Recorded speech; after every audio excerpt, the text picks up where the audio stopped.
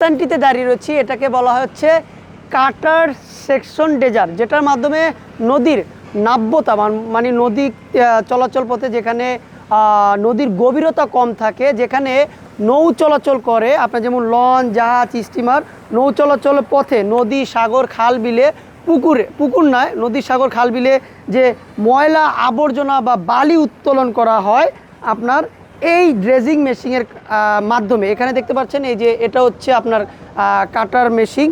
এই মেশিনের মাধ্যমেই আপনার নদীর নাব্যতা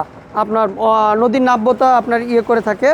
নদীর নাব্যতা বলতে বোঝায় হচ্ছে আপনার নদী চলাচলের সময় আপনার বজায় রাখার জন্য নদী যাতে সব সময় জাহাজ চলাচলের উপযোগী বা গভীরতা ধরে রাখতে পারে, সে কারণে এই আপনার কাটার সেকশন ড্রেজার দিয়ে মূলত আপনার নদী, খাল, সমুদ্র আপনার ময়লা আবর্জনা, বালি, পাথর ইত্যাদি উঠিয়ে থাকে।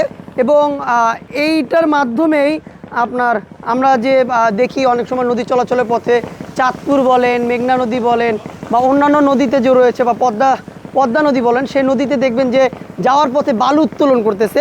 সেটি হচ্ছে এই আপনার ড্রেজিং মেশিন, যেটাকে হচ্ছে আপনার